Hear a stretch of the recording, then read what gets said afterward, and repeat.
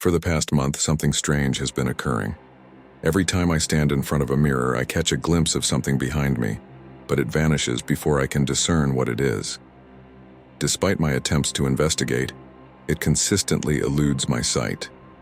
Initially, I dismissed it as a play of light when I first caught sight of it, yet its frequency grew, and every time I glanced back, it vanished.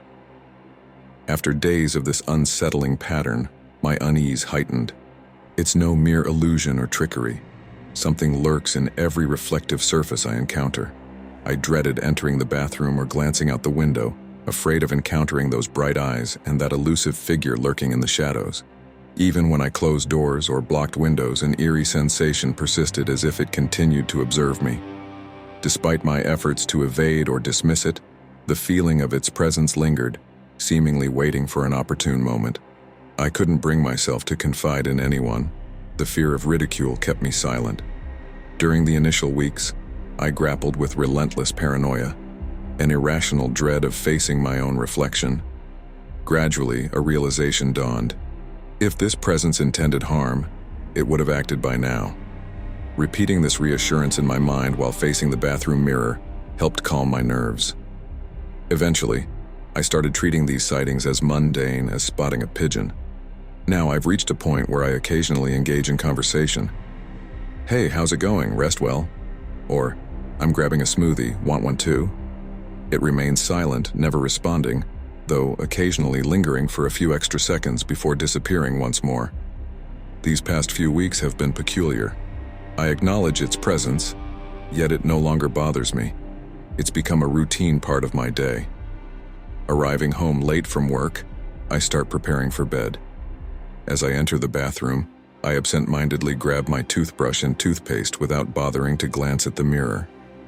Just as I lift the brush to my mouth, I happen to look up at the mirror and instantly stop in my tracks. There it stands, not concealed within the usual shadows or lurking at the edges of the doorway, but right there, visible and unmistakable. This marks the first time I've had a complete view of it, and had I known its true appearance earlier, I would never have treated it so nonchalantly. Towering and thin, it takes on a humanoid form, its head resembling that of a serpent. A body covered in rough brown fur, interrupted by spiky scales running along its arms, legs, and neck. Its eyes emit a fierce yellow glow, while wolf-like ears adorn the sides of its head. The most unsettling feature is its mouth, a skeletal, toothy grin stretching grotesquely across its monstrous face. Reacting on instinct, I spin around, fully expecting to face its menacing jaws, but to my astonishment, there's nothing in sight. I rush to the door, scanning my home, finding everything normal and undisturbed. Could it have vanished so swiftly? As I pivot back, a short scream escapes me. There it stands, right behind me, its elongated ebony claws hovering just above my shoulders. I whirl around, throwing a punch into empty space. Heart racing and mind in a frenzy, I glance back at the mirror, unsure of what to anticipate next. Suddenly, it unfolds. Almost like a dream, I'm frozen in place as the creature seizes my reflection by the neck, forcefully pulling it backward. I instinctively reach up to touch my own neck, finding nothing. No sensation, no grasp. It's like witnessing a horror movie within my own reflection. My mirrored self kicks and struggles in terror, its expression a mix of sheer fear and agony, while the claws sink deeper into its shoulders. The beast drags it toward the bathroom exit and my reflection flails helplessly. With an unexpected surge of protectiveness toward my reflection, I swiftly spin around, forcefully shutting the bathroom door in an attempt to halt the creature's advance.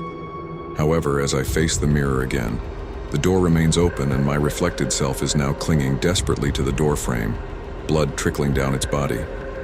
The sheer terror of witnessing your own self, even in a mere reflection. Being savagely assaulted while feeling utterly powerless is indescribable.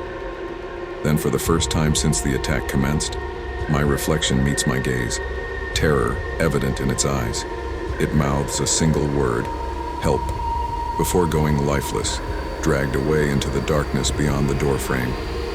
I remain rooted in place, trembling uncontrollably, tears streaming down my face in what feels like an eternity.